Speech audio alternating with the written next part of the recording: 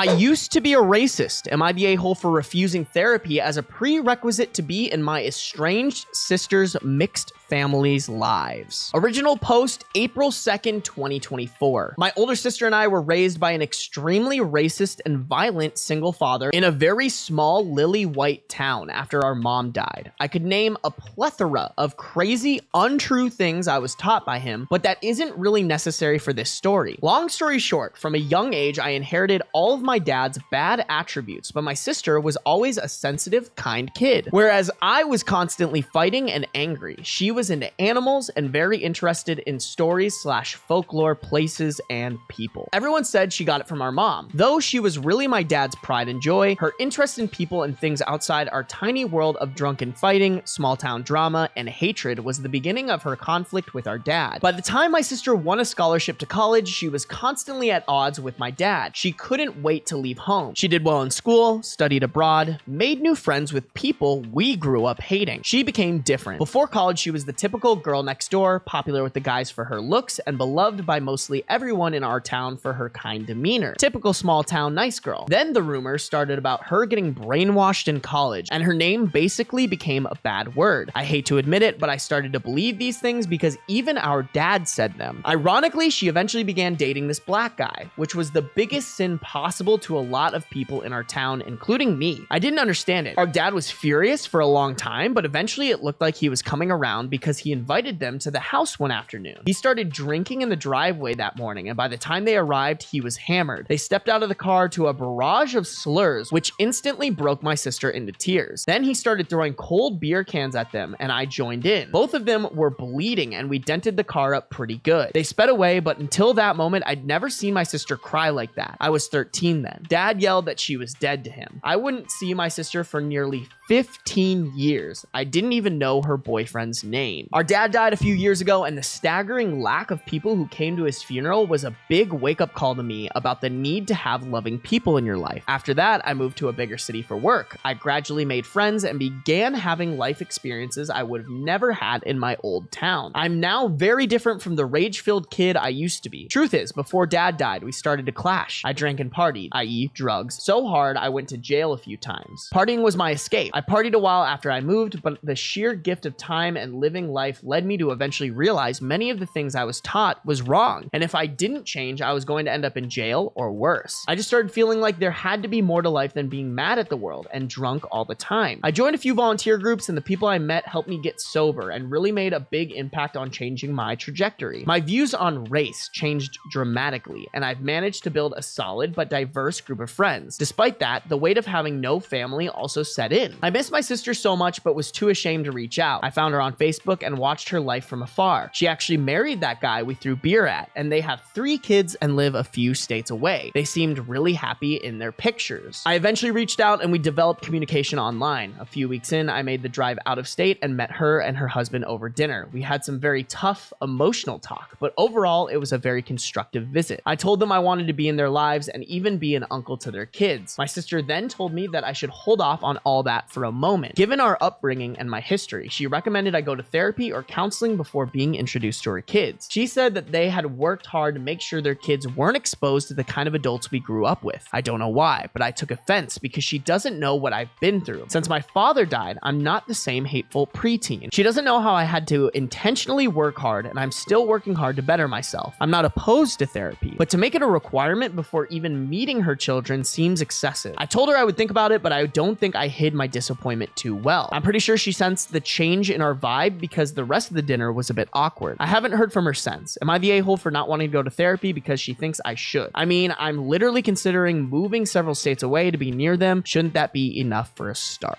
I want to lean towards no a-holes here. I've always seen therapy as something that somebody has to openly be accepting of in order for it to actually productively change that person. Somebody can't force someone to go to therapy and for that therapy to actually be effective. I don't think OP's the a-hole for not wanting to have therapy forced upon them. But I also don't think the sister's the a-hole for having a prerequisite to having OP rejoin their lives. I think nobody's the a-hole here. OP really needs to sit down and think about, does he want to be in his sister's life so much that he's willing to do something that he doesn't necessarily want to do? I don't think it's too much for the sister to ask. Those are her kids. These are her ground rules, and she's allowed to make them however she wants. If OP is uncomfortable with those ground rules, he just has to decide, is that comfort so much that I'm losing my ability to be back in my sister's life? That's a perfectly okay boundary for the sister to make, but I also think it's an okay boundary for OP to be like, I don't want to go to therapy. There's no consensus spot on r/am I the a-hole, but general votes where you're the a-hole. Updated post, April 7th, 2024, 5 days later. I spoke with my sister on the phone after our dinner, and she said she became physically ill after our meeting, particularly after I was hesitant on therapy. Further, she doesn't trust me. I know I blew my chance. Her tone was different. I could tell she had a lot of simmering anger in her voice as she spoke. She talked about a few really tough personal things I didn't know she went through with our dad, and how she struggled to find herself in her new extended family because of it. I had no idea these things happened. I was so wrapped up in my own bullshit. I feel like shit that I never considered how many things she was affected by being disowned until many of you brought it to my attention on Reddit. I will share this tidbit about how her health was affected because she told me she's open about it. She was constantly stressed out by our dad's violent behavior. Growing up, I thought it was normal for adult men to fight their friends over disagreements. There was a night our dad got into a fist fight with his friend while they were watching TV at our house, and dad got knocked out. His friend thought he killed dad and threatened my sister with a pistol, not tell a soul he was there. I vaguely remembered that event, but I didn't know she thought dad was dead or about the pistol. She panicked all night about us being orphans, but was too scared to get help. He finally woke up the next day, but that was the beginning of her anxiety. After the beer can incident, she battled migraine headaches, insomnia, nervous bowels, depression, a tight chest, etc. all the way into her marriage, and still has physical scars from the day she was pelted. I said all of this to say this. All of those symptoms came back after our dinner. I am so heartbroken that she went through all these things. I am heartbroken that I played such a big role in her pain. I hate that our reunion made her revisit that place. I wish I could take it back. I wish I had been a better brother to her. She didn't deserve any of that. I told her I was going to seek therapy, but she was still angry. Then her tone became cold. She said after she was disowned, she went through school with no family, had no family at her graduation, none at her wedding, etc. She said she had reached out to us for years, but we never responded. Dad even turned her away when she tried to visit. I had no idea about any of it. There was just a lot of hurt and pain, and I hadn't grasped the scope of it. I'm still trying to grasp it. I know how low I felt since our dad died, feeling like I have nobody, but she felt that way long before I did. And it was probably worse because we were still alive. I told her I loved her, but she didn't say it back. She then told me she wanted to cut contact with me, but ironically, her husband lost a brother. He encouraged her not to close me out just yet, but he made it clear that I am not going to be physically near the family right now. She agreed to not cut contact, but she said she needs a few months minimum to process everything. I promised that during that time, I will be killing it in therapy and really digging deep, not just for her, but for myself. She hung up without saying goodbye. I'm not sure what to make of that, but I signed up immediately after our call. I really hope she reaches out when she's ready. See, and I think this is the important part. Like, he realized if I really want to be in my sister's life and her family, I need to do the uncomfortable thing and do what she wants me to do. I think that's the right move. I will still sit on the verdict of no a-holes here and die on that hill, but I'm also really glad that OP did the right thing, because there clearly was a right thing in this scenario if he truly wanted to be in her life. Me with my girlfriend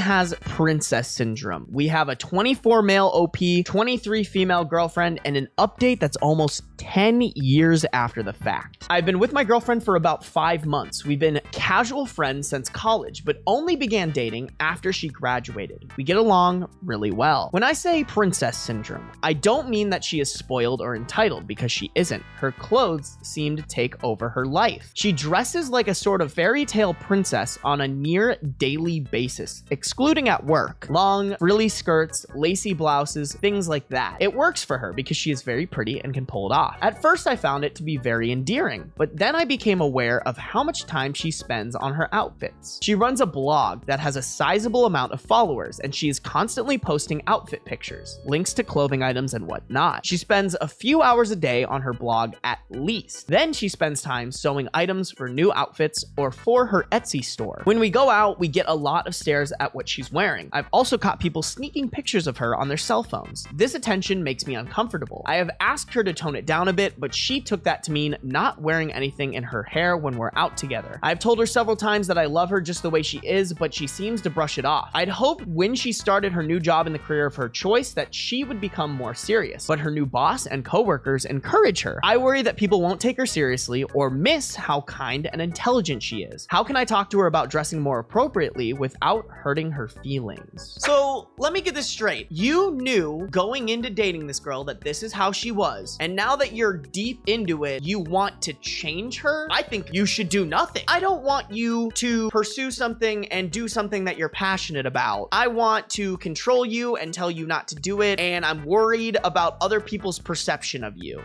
Your girlfriend seems fine. Nothing she's doing is hurting other people. Is it a little bit weird? Maybe. But don't go around trying to change her. If you don't like that stuff, break up with her and go find somebody who doesn't do that. Because I'm sure there's somebody out there who would love this. Let her be with somebody like that, not some insecure, controlling asshole. Relevant comments. Commenter, sounds like you have to get over your insecurities. This is her hobby, her interest, and she's getting positive reactions. You shouldn't be trying to change her, especially when it was something that initially drew you to her. OP, I guess I'm having trouble seeing clothing as a hobby. I play video games as a hobby, but that doesn't cause strangers to take pictures of me when I'm trying to stop at the supermarket. I get your point that it initially drew me to her because it did. That's fair. I guess I didn't think it would be such a constant thing in her life, especially after she graduated. Commenter, so you love her just the way she is, but you're assuming she'll take that to mean she should change how she is. That doesn't make sense. This is how she is. She enjoys dressing up like this. Shit. She posts outfit photos online because she enjoys it so much. Other people encourage her because they do like how she is. If you don't like the attention, ask her sometime to just go out with you while she's wearing a casual outfit. But keep in mind that she already loves what she is normally wearing. OP,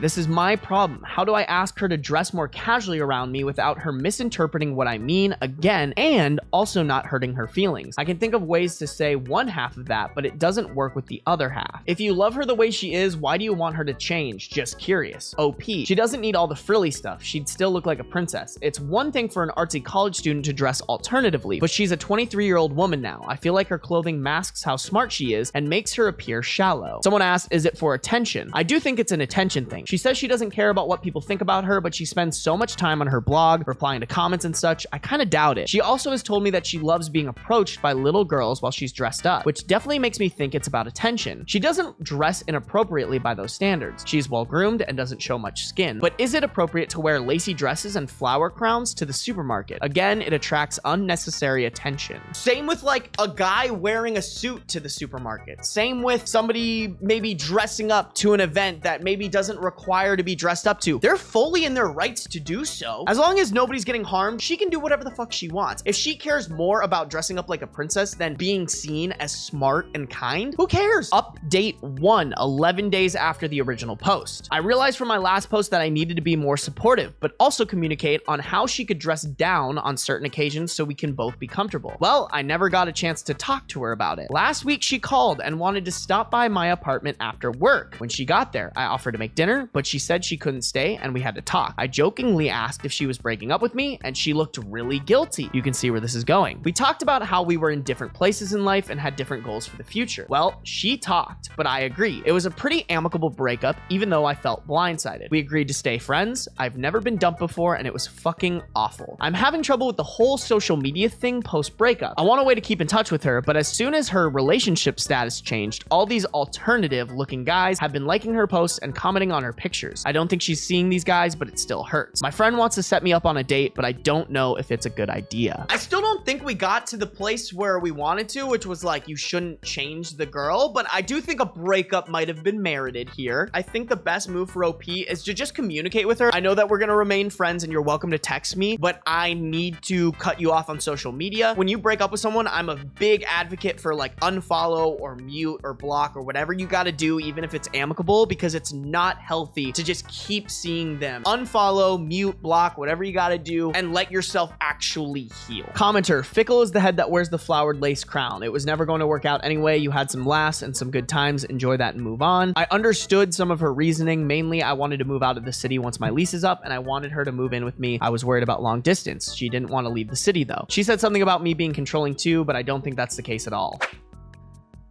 Bro, Bro. Update post 2 April 4th, 2024, 9 years and 8 months later. I was going through an old email and found this account again. I was surprised I could still log in, and even more by the amount of people who had reached out to me. It's a bit embarrassing to relive this breakup from almost 10 years ago. In retrospect, it wasn't meant to be, and I think I was reeling more from getting dumped than the loss of the relationship. I am 33 now and married to a wonderful woman, 31 female, for 4 years. I learned my lesson about supporting my significant other's hobbies. My wife loves running and baking. We have a daughter who is turning 3 this year. I want her to be free to express herself how she likes, as long as it is safe, of course. I would do anything for them. I am still friends with my ex on social media. We don't talk, but will like each other's posts. She is married to another woman now who also dresses differently. It's not as frilly as she used to dress, but still unusual. Her pictures look like something out of Anne of Green Gables. Okay, I need to Google this. That was not really what I was expecting here. This is fine. It's just like Amish, I guess.